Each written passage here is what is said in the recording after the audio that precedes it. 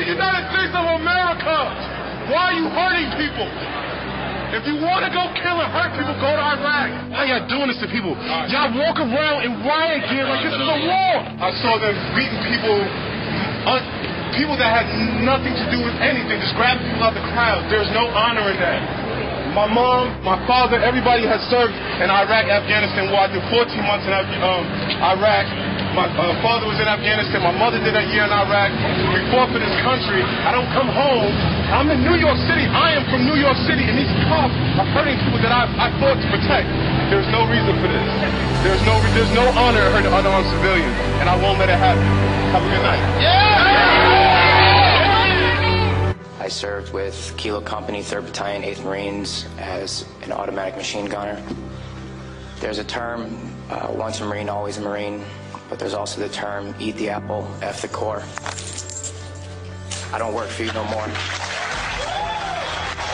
What sort of training did you have as a Marine? I mean, were you given cultural awareness? This Republican-Democrat thing, all the world is a stage. Obama is a puppet. He reads the script, he's a teleprompter reader, that's his official job, he doesn't make any decisions. The powers that be that have the majority of power in this world are those that control the financial system. The financial crisis engineered by these same criminals who are the ultimate fraudsters of the world. The Federal Reserve, the European Central Bank, those are the real string pullers, that's real power. War is out of control, and those who are destroying this world by fraud and deception is what's out of control.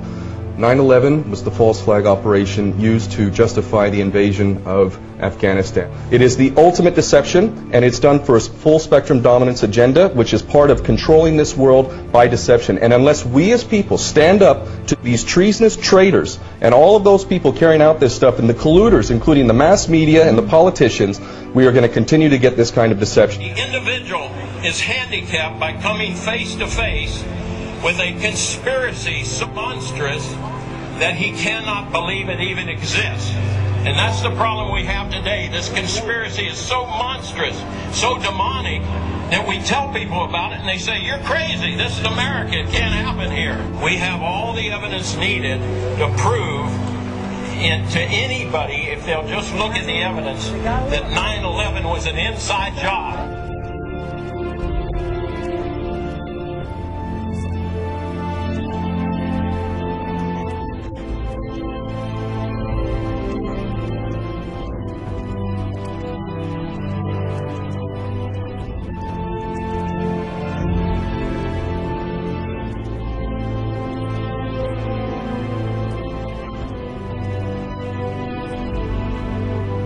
I wanted to fight in the war.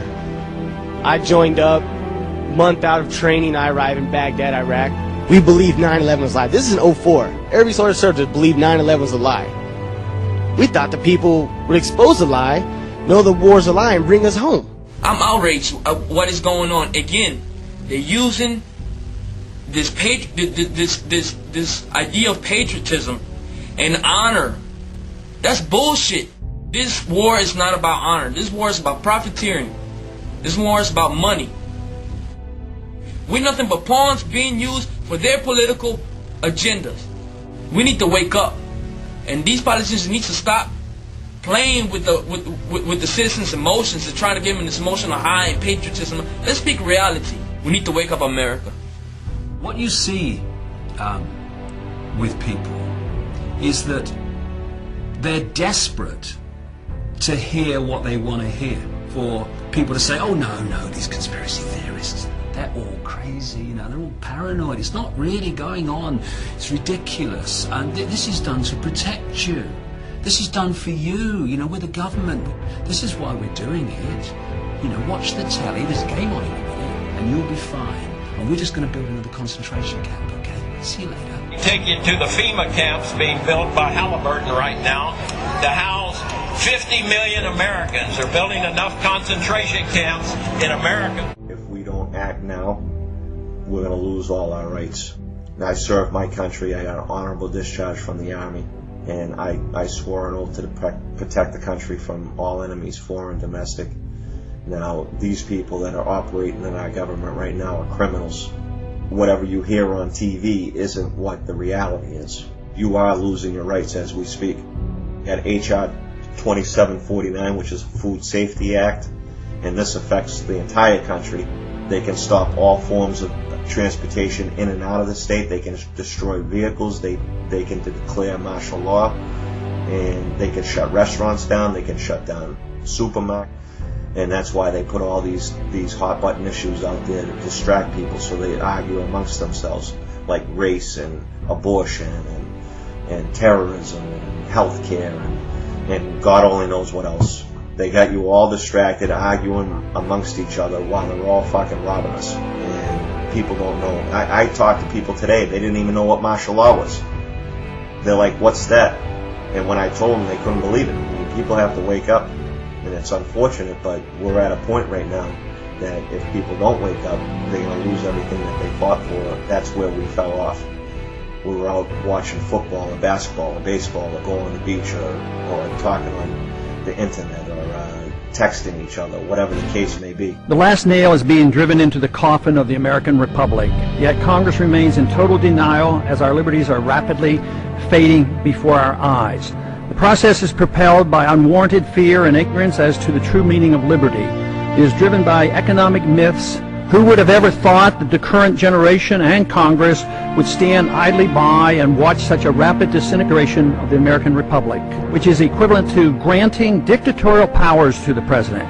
Our presidents can now, on their own, order assassinations, including American citizens, enforce indefinite imprisonments without due process, treat all Americans as suspected terrorists. It appears that the fate of the American Republic is now sealed.